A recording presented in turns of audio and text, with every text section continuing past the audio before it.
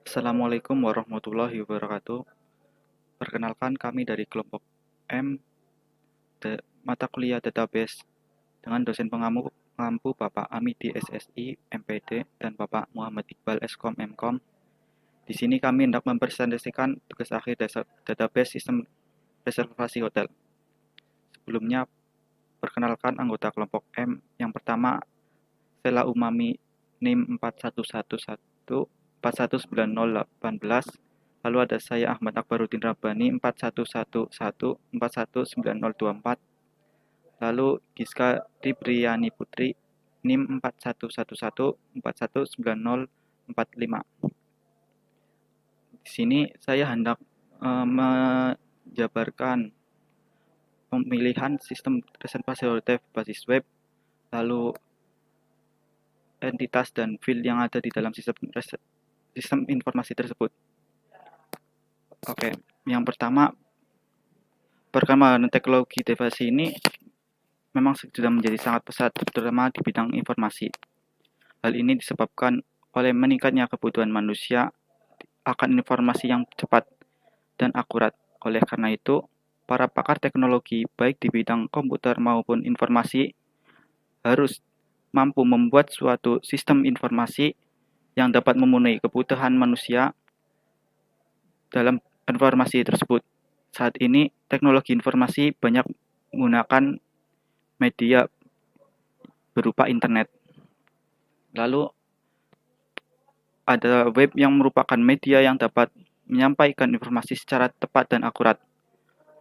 Melalui web, suatu perusahaan dapat mempublikasikan atau menawarkan produknya sekaligus memberikan layanan kepada para konsumen. Dengan adanya teknologi tersebut, diharapkan dapat membantu dunia bisnis, dan salah satunya adalah bisnis perhotelan. Dalam dunia perhotelan, terdapat istilah reservasi, yaitu pemesanan kamar oleh konsumen. Selama ini, reservasi dilakukan via telepon, via fax, atau mail, atau konsumen mendatangi langsung ke hotel tersebut. Konsumen tidak dapat secara langsung melihat kondisi hotel tersebut. Oleh karena itu, dapat membuat konsumen kecewa karena ternyata hotel tersebut tidak sesuai ekspektasi atau yang mereka inginkan atau pikirkan. Untuk menanggulangi hal tersebut, pihak hotel perlu menyediakan fasilitas reservasi berbasis web secara online untuk memudahkan para konsumen.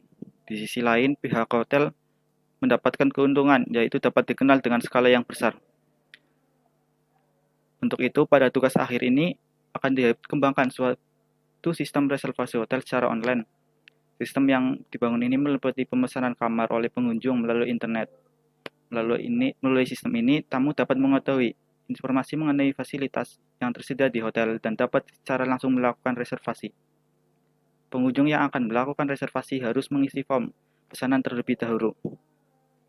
Lalu, di sini akan dijelaskan gambaran dari sisi pengunjung dan pegawai. Yang pertama, sistem dari sisi pengunjung. Pengunjung dapat melakukan reservasi kamar secara online, lalu pengunjung dapat mencetak bukti reservasi yang akan diserahkan pada saat check-in. Gambaran sisi reservasi dari pegawai perusahaan. Pegawai dapat mengupdate data pemesanan, lalu pegawai dapat mengedit data kamar pengunjung. Selanjutnya, pegawai dapat membuat laporan-laporan, mengedit laporan pemesanan dan laporan data kamar. Lalu, entiti yang ada di reservasi hotel meliputi pengunjung, pemesanan, entiti kamar, dan entiti pegawai. Lalu ada field yang ada di dalam entiti tersebut.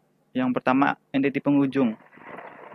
Nama pengunjung, lalu NIK, lalu alamat pengunjung, lalu telepon, jenis kasur, tipe kamar, tanggal kedatangan, tanggal keluar, dan jumlah kamar. Lalu entiti pemesanan, nomor reservasi, ada NIK, kode kamar, lama menginap, lalu total harganya. Yang ketiga ada entiti kamar, yaitu kode kamar, tipe kamar, jenis kasur, harga kamar, dan jumlah kamar. Selanjutnya entiti pegawai, nama pegawai, ID pegawai, jabatan, umur.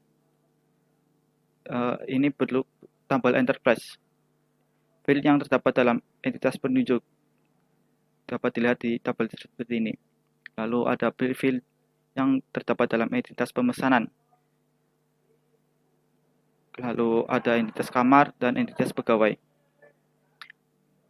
Lalu di sini ada contoh data akhir. Tabel opsional pengunjung. Yang pertama ada Alicia dengan NIK sekian, alamat, telepon, dan hingga jumlah kamar.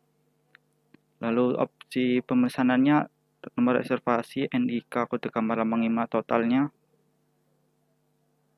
Ini tabel opsional kamarnya dengan kode kamar, tipe kamar, jenis kasurnya, ada double bed, single bed, ada kamar, twin bed. Lalu di sini ada tabel opsional pegawai. Ada 3 untuk saat ini. Baik, selanjutnya akan dijelaskan oleh Sheila Umami. Terima kasih. Saya Sheila Umami. Di sini saya akan menjelaskan mengenai tipe data. Tipe data adalah sebuah pengklasifikasian data berdasarkan jenis data tersebut. Yang pertama, tipe data number. Jenisnya yaitu ada integer, floating point, decimal. Tipe data string, jenisnya ada char dan varchar, text dan enum. Tipe data date dan time, ada date time, timestamp, time, dan year. Dan tipe data boolean adalah tipe data kebenaran, yang artinya datanya hanya ada 2 jenis, yaitu benar atau salah. Nah, berikut adalah tipe data yang dipakai dalam sistem informasi reservasi hotel yang kelompok kami buat. Yang pertama, tipe data pada entitas pengunjung. Atribut nama pengunjung menggunakan tipe data varchar, atribut nick menggunakan tipe data char, atribut alamat pengunjung menggunakan tipe data varchar, atribut telepon menggunakan integer, jenis kasur menggunakan tipe data enum dengan pilihannya yaitu single bed, twin bed, double bed. Atribut kamar menggunakan atribut tipe kamar menggunakan tipe data enum dengan pilihannya standard room, deluxe room, suite.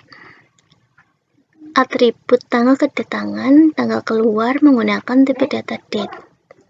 Atribut jumlah kamar menggunakan tipe data char. Nah, selanjutnya tipe data pada entitas pemesanan. Atribut nomor reservasi menggunakan tipe data char, nick menggunakan tipe data char, kode kamar menggunakan tipe data integer, lama menginap menggunakan tipe data char, total menggunakan tipe data integer. Selanjutnya, tipe data pada entitas kamar.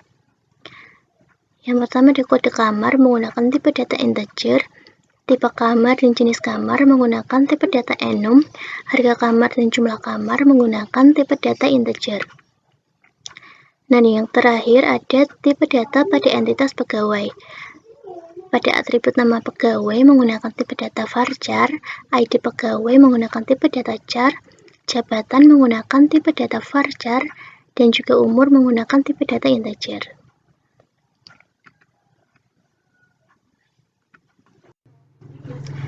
Untuk selanjutnya, saya akan menjelaskan mengenai source code atau codingan yang kelompok kami pakai untuk menjalankan sistem informasi yang telah kelompok kami buat. Nah, untuk mengetikkan coding, saya menggunakan aplikasi yaitu Sublime Text. Yang pertama ada koneksi.php. Berikut adalah tampilan codingannya. Koneksi.php ini berfungsi untuk menghubungkan database dan web yang akan kita buat. Dengan mengetikkan nama database kita pada akhir ini, yaitu kita menggunakan nama database reservasi _hotel. Nah, database ini nanti akan terhubung dengan web yang akan kita buat. Yang kedua ada index.php. Berikut adalah tampilan codingannya. Untuk index.php ini digunakan untuk memberikan background pada tampilan web agar terlihat lebih menarik. Jadi nanti pada saat kita menjalankan webnya, maka terdapat background yang telah kita masukkan menggunakan URL. Untuk selanjutnya ada admin.php. Berikut adalah codingannya.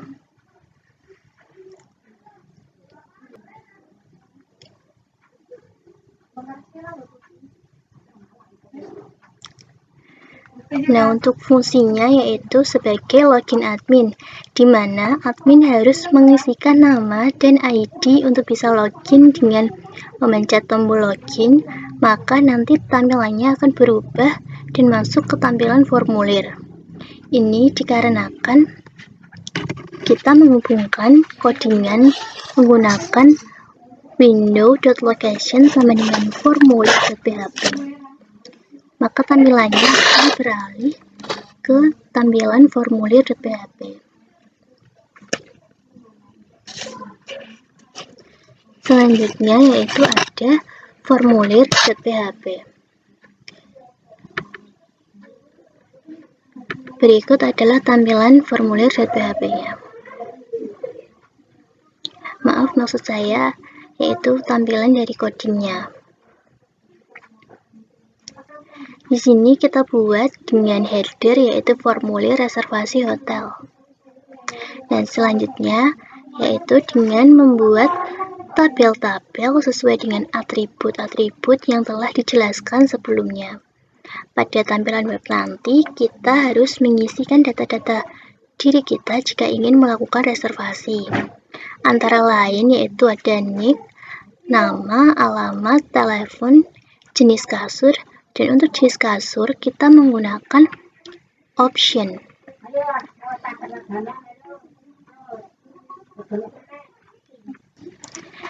Yang mana nanti kita bisa memilih jenis kasur yang kita inginkan. Begitu juga dengan tipe kamar.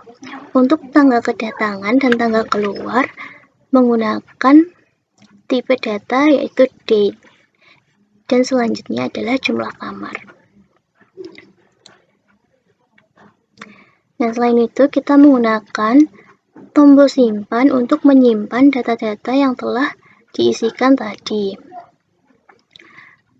Dan ya tidak lupa kita memasukkan coding yaitu include connexity.php dan juga include index.php. Agar data yang telah terisi dapat tersimpan ke dalam database, dan background pada index.php juga akan tampil pada formulir.php ini.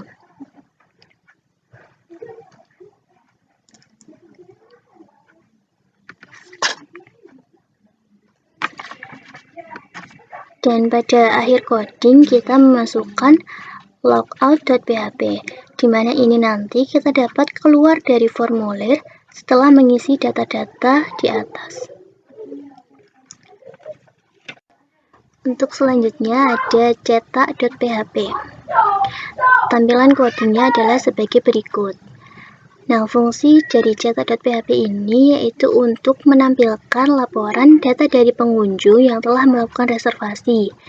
Dengan menggunakan codingan script window.print script, maka kita bisa menyimpan laporan data dalam bentuk file PDF atau bisa di-print secara langsung. Dan ini terkoneksi langsung dengan tabel pengunjung yang ada di database yang telah kita buat, yaitu dengan menggunakan perintah select from nama tabel. Di sini kita menggunakan nama tabel pengunjung karena kita ingin membuat laporan dari data pengunjung. Dan yang terakhir yaitu ada logout.php. Dengan codingannya adalah sebagai berikut. Jika kita menekan tombol keluar, maka tampilan akan kembali kepada login admin. Dengan coding yang kita pakai yaitu location admin.php. Nah, tadi adalah codingan yang kelompok kami pakai untuk membuat sistem informasi reservasi hotel. Sekian dari saya. Untuk selanjutnya akan dijelaskan oleh teman saya yaitu Giska. Berikutnya saya Giska Libriani Putri dengan NIM 4111419045 akan menjelaskan tentang tampilan website yang telah kami buat. Setelah kita tahu tentang entitas dan juga coding yang sebelumnya sudah dijelaskan oleh teman saya, maka selanjutnya saya akan menjelaskan tentang tampilan websitenya. Sebelumnya kita masuk dulu ke website yang sudah kami buat, localhost/reservasi-hotel/admin.php. Nah, website yang kelompok kami buat ini dapat digunakan oleh pegawai hotel untuk menginputkan pesanan pengunjung. Nah, ini adalah tampilan awal dari website kami, yaitu halaman login.